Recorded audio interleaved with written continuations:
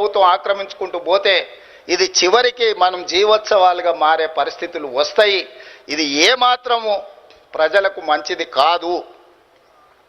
రకరకాల పరిస్థితుల వల్ల ఎవరైనా అధికారంలోకి రావచ్చు, కేంద్రంలో భావోద్వేగాల పరిస్థితిలో కూడా రావచ్చు. కానీ మెజారిటీ ఉంది కదా అని పూర్తిగా మూలాలను దెబ్బతీసే ఆలోచన చేసినప్పుడు ప్రజలు చైతన్యంతో మేధావులు ముందుకు రావాలి. మేధావులు అందరు చర్చ చేయాలి.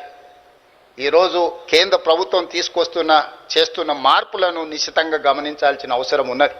వాళ్ళ ఆలోచన ఏమున్నదో, మార్పుల వెనకాల ఉన్న విధానం ఏముందో కూడా ఈరోజు చర్చ జరగాల్సిన అవసరం ఉన్నది.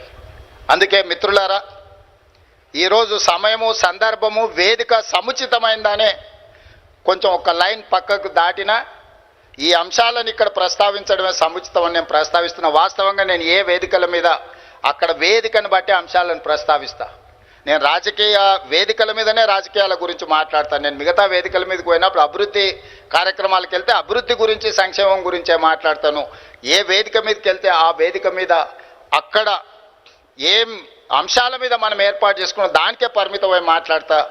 ఈరోజు ఇక్కడ ప్రారంభోత్సవ కార్యక్రమాలు, అంబేద్కర్ గారి విగ్రహావిష్కరణ కార్యక్రమం అంటే రాజ్యాంగం యొక్క స్ఫూర్తి. ఆ రాజ్యాంగం యొక్క స్ఫూర్తికి విఘాతం కలుగుతుంది, భంగం కలుగుతుంది అన్నప్పుడు ప్రస్తావించాల్సిన అవసరం ఉంది. ఇంతమందిని చదువుకున్న వాళ్ళను, మేధావులను, ఆలోచన పరులు ఒక దగ్గర జమేసి నేను మీటింగ్ పెట్టడం కూడా అసాధ్యం. నేను కావాలంటే 10 లక్షల మందితో మీటింగ్ పెట్టుకోగలుగుతా, నాకేం పెద్ద సమస్య కాదు. కానీ ముందరి వరుసలో నీ 10 మందిని ఆ మీటింగ్కి రప్పించడం నాకు కష్టమైన పని.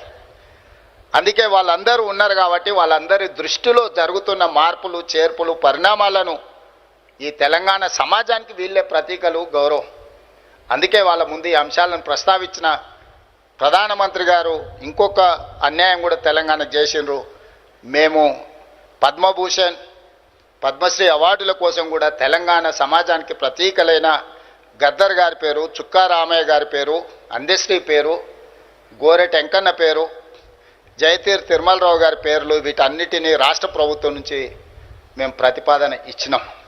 కానీ ఏ ఒక్క పేరు కూడా కేంద్ర ప్రభుత్వం పరిగణలోకి తీసుకోలేదు. ఇది మాకు కొంచెం బాధ కలిగించింది. మిత్రుడు మందకృష్ణ మాదిగకి ఇచ్చినందుకు మనస్ఫూర్తిగా నేను అభినందిస్తున్నా.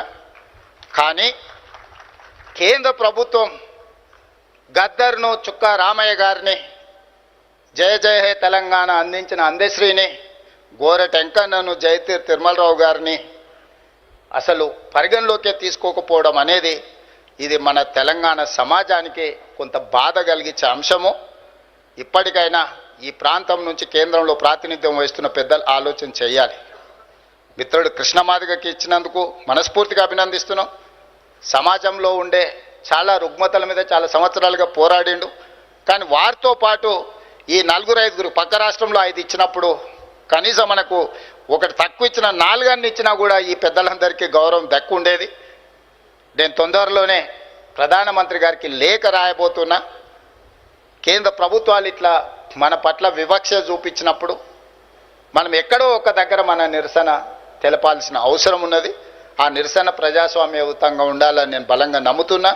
ఈ వేదిక మీద నుంచి మా అసంతృప్తిని కేంద్ర ప్రభుత్వానికి తెలియజేస్తున్నాం. తప్పకుండా కేంద్ర ప్రభుత్వానికి ఈ అంశాల మీద రాష్ట్ర ప్రభుత్వం లేఖ రాస్తుంది.